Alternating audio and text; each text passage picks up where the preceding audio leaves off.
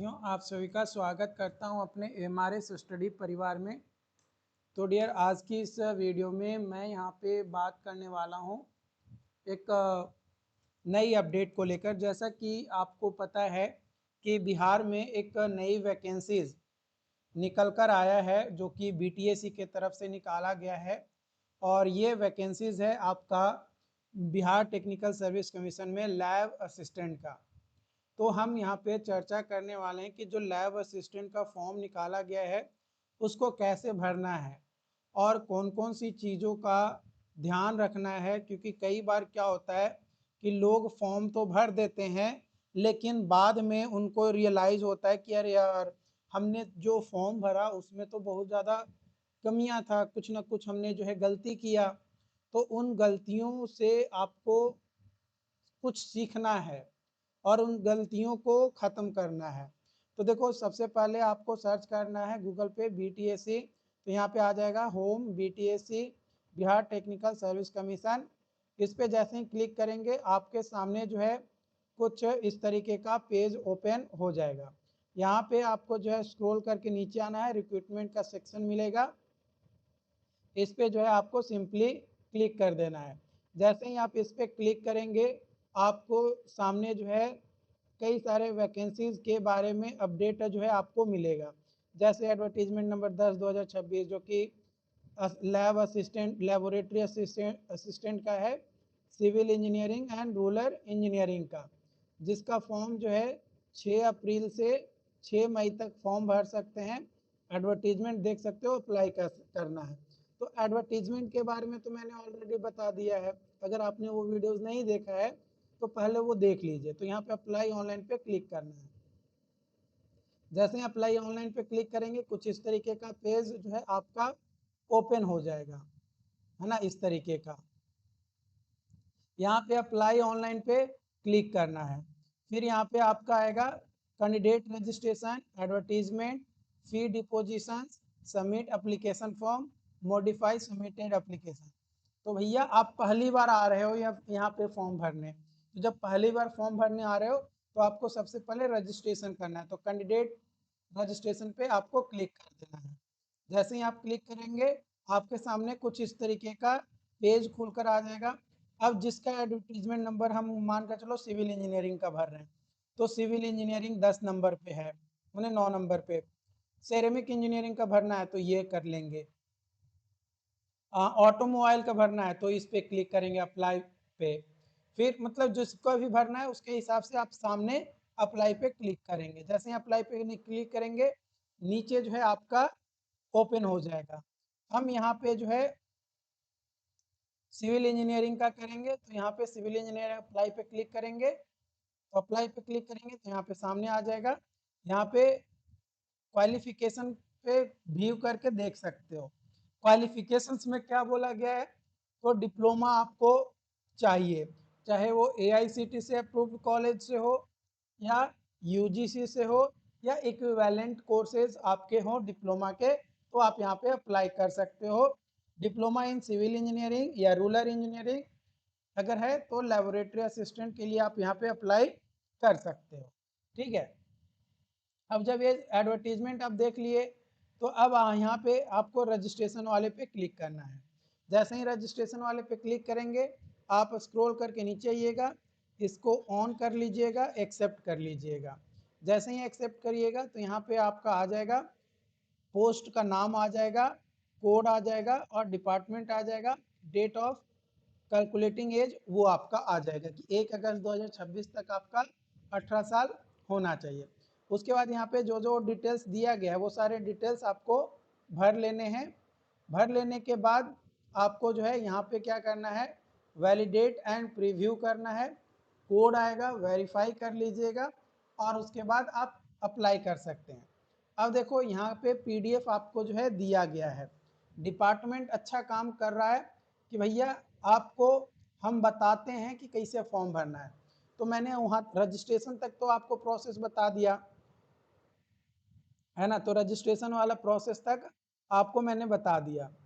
Registration वाला पे जैसे ही क्लिक करेंगे, सबमिट वैलिडेट करेंगे, आपको कुछ डिटेल्स आ जाएगा, उसको सबमिट कर देना है। फिर कॉन्ग्रेचुलेसन आएगा कि भाई आपका रजिस्ट्रेशन जो है सक्सेसफुली कंप्लीट हो गया है, अब आपको कोई आपत्ति नहीं है।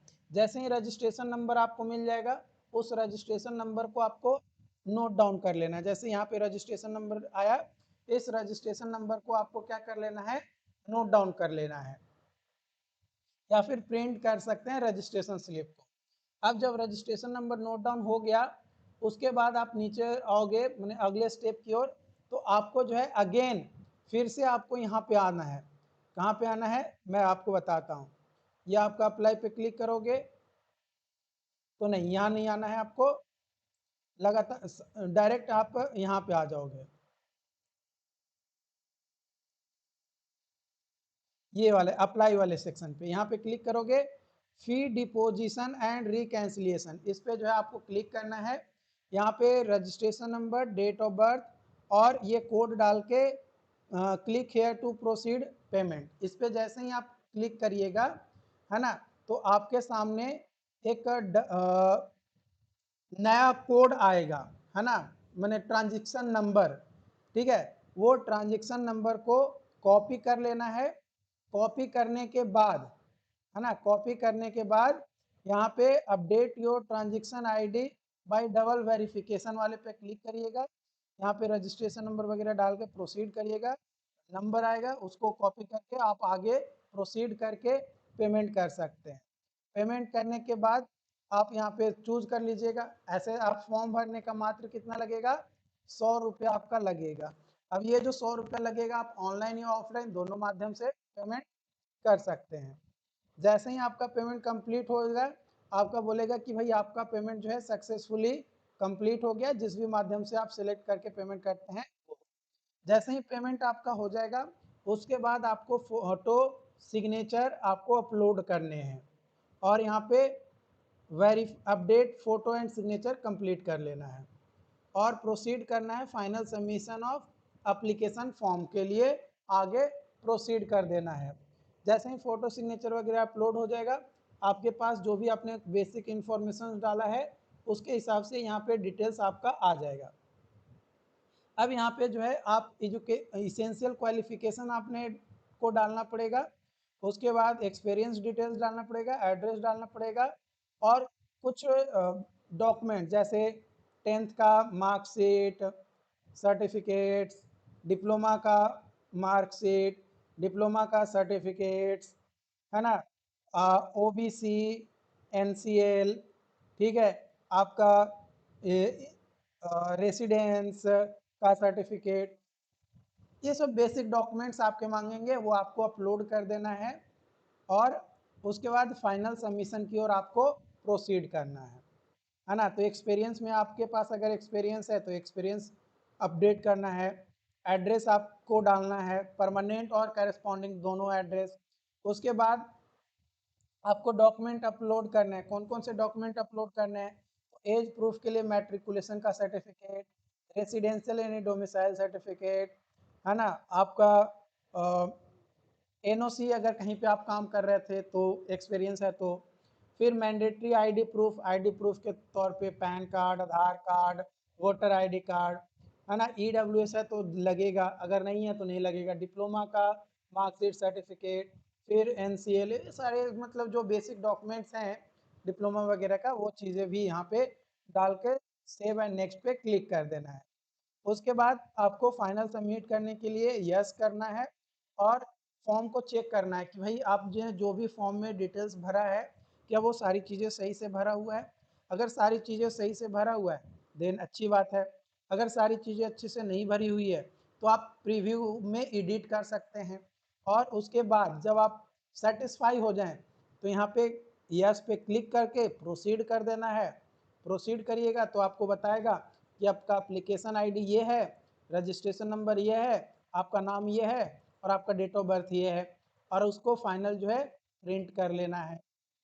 वो आपका एप्लीकेशन फॉर्म का जो स्लिप है वो प्रिंट हो जाएगा, और या डाउनलोड एप्लीकेशन फॉर्म पे क्लिक करके डाउनलोड कर सकते हैं।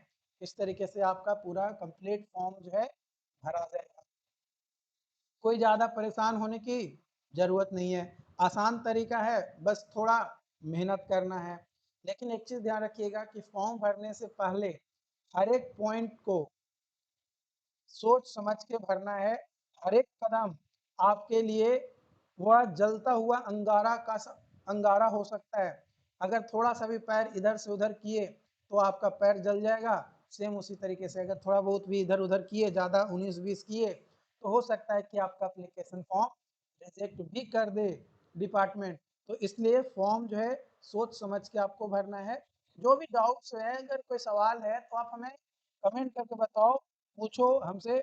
हम उन सवालों का जवाब देने की पूरी कोशिश करेंगे, है ना। बाकी मिलते हैं नई वीडियो में नई अपडेट के साथ। Thank you so much.